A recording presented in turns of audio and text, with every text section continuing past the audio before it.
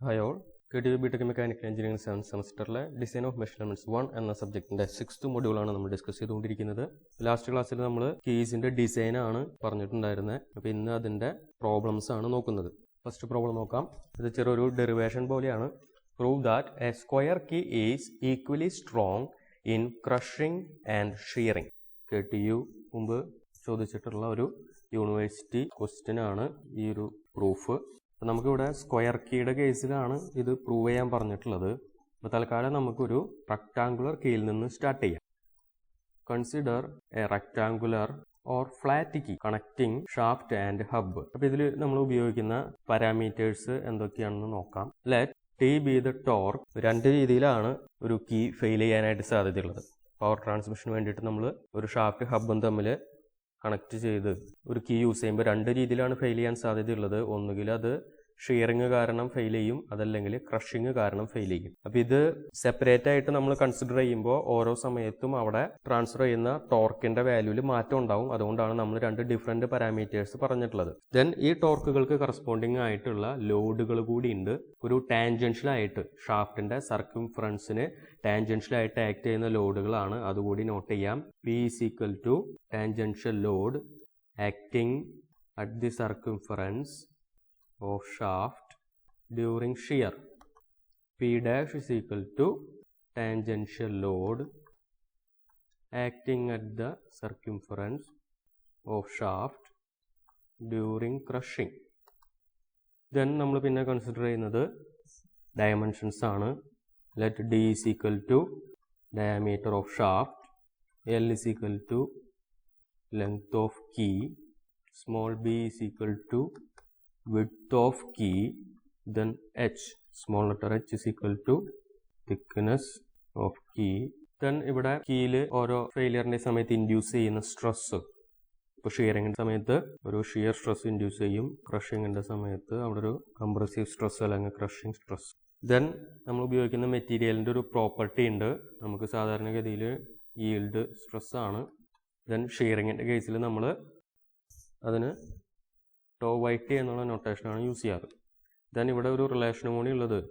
To Y T is equal to sigma Y T by 2. Yield in shear എന്നുള്ളത് tensile yield സ്ട്രെസ്സിന്റെ half ആണ്. അപ്പോൾ നമ്മളിവിടെ key ഷിയറിങ്ങിലും ക്രഷിങ്ങിലും ഒരേപോലെ സ്ട്രെങ്ത് ഉണ്ടാവും എന്നുള്ളതാണ് പ്രൂവ് ചെയ്യാൻ പറഞ്ഞിട്ടുള്ളത്. സ്ക്വയർ കീയുടെ കേസിലാണ് നമുക്ക് പ്രൂവ് ചെയ്യേണ്ടത്. നമ്മൾ തൽക്കാലം ഒരു റെക്ടാങ്കുലർ കീ വെച്ചിട്ടാണ് സ്റ്റാർട്ട് ചെയ്തിട്ടുള്ളത്. അപ്പോൾ ഇതിൽ നമ്മൾ സ്ട്രെങ്ത് കമ്പയർ ചെയ്യുന്നത് ഇതിന്റെ ട്രാൻസ്മിറ്റ് ചെയ്യുന്ന ടോർക്കുകളെ ഇക്വേറ്റ് ചെയ്തിട്ടാണ്. അപ്പോൾ നമുക്ക് ആദ്യം ഓരോ ഫെയിലിയർ ക്രൈറ്റീരിയക്ക് അനുസരിച്ച് എത്രത്തോളം ടോർക്കാണ് കീ ട്രാൻസ്മിറ്റ് ചെയ്യുന്നത് എന്നുള്ളത് നോക്കാം.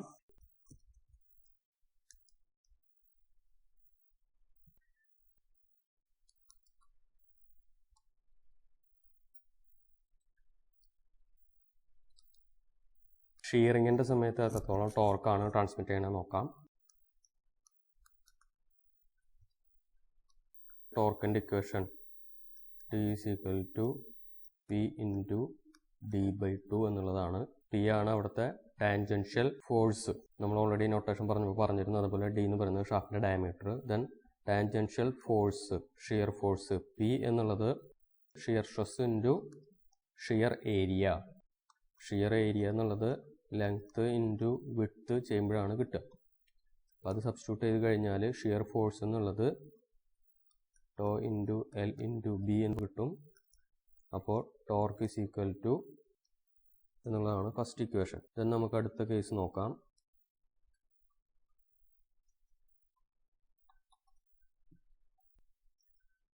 നമ്മളിവിടെ ക്രഷിങ്ങിന്റെ സമയത്തുള്ള ടോർക്ക് ടി ഡാഷ് എന്നാണ് നൊട്ടേഷൻ കൊടുക്കുന്നത്. T dash is equal to T dash into D by 2. Then ഇവിടുത്തെ ക്രഷിംഗ് ലോഡ് ഇത് കിട്ടണമെങ്കിൽ നമുക്ക് ക്രഷിംഗ് സ്ട്രെസ് ഇൻറ്റു ഏരിയ ചെയ്യണം.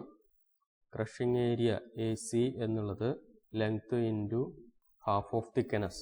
അപ്പോൾ ഇത് സബ്സ്റ്റിറ്റ്യൂട്ട് ചെയ്യുമ്പോഴത്തേക്കും നമുക്ക് ടോർക്ക് എന്നുള്ളത് ഈ രീതിയിൽ കിട്ടും. അപ്പോൾ നമ്മളോട് പറയുന്നത് കീ എന്നുള്ളത് രണ്ട് കേസിലും ഈക്വലി സ്ട്രോങ് ആവുക എന്നുള്ളതാണ്.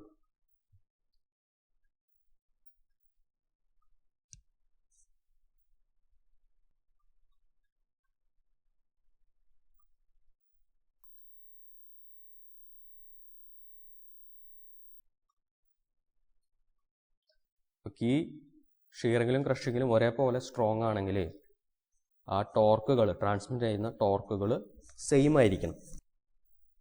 1, 2 എന്ന് പറഞ്ഞിട്ട് നമുക്ക് കിട്ടിയ രണ്ട് ഇക്വേഷൻസ് ഇക്വേറ്റ് ചെയ്യാം. അതായത് T is equal to T dash. അപ്പോൾ അവിടെ ടി എന്നുള്ളതിൻ്റെ ഇക്വേഷൻ നമുക്ക് വന്നത് tau into L into B into D by 2 which is equal to sigma C into L into H by 2 into D by 2. അപ്പോൾ ഇതിൽ നമുക്ക് സിമിലർ ആയിട്ടുള്ള terms cut ചെയ്ത് കളയാം. ഇപ്പോൾ ഇവിടെ ബാക്കി വരുന്നത് tau into B is equal to sigma C into H by 2. Then ഇതിൽ ടോ എന്നുള്ളത് നമ്മൾ yield വാല്യൂ ആയിട്ട് സബ്സ്റ്റിറ്റ്യൂട്ട് ചെയ്യണം. അപ്പോൾ അത് സിഗ്മ വൈ ടി ബൈ 2 എന്ന് വരും. അതുപോലെ സിഗ്മ സി എന്നുള്ളതിന് മെറ്റീരിയൽ പ്രോപ്പർട്ടി സബ്സ്റ്റിറ്റ്യൂട്ട് ചെയ്യുമ്പോൾ സിഗ്മ വൈ ടി എന്നുള്ള പ്രോപ്പർട്ടിയാണ് വരിക. അപ്പോൾ ഇത് രണ്ടും ഇതിൽ സബ്സ്റ്റിറ്റ്യൂട്ട് ചെയ്യുമ്പോൾ B is equal to H. Width തിക്നെസ്സും തമ്മിൽ ഈക്വൽ ആവുമ്പോഴാണ് ഒരു കീ ക്രഷിങ്ങിലും ഷിയറിങ്ങിലും ഈക്വലി സ്ട്രെങ്ത് ഉള്ളതായിട്ട് മാറുന്നത്.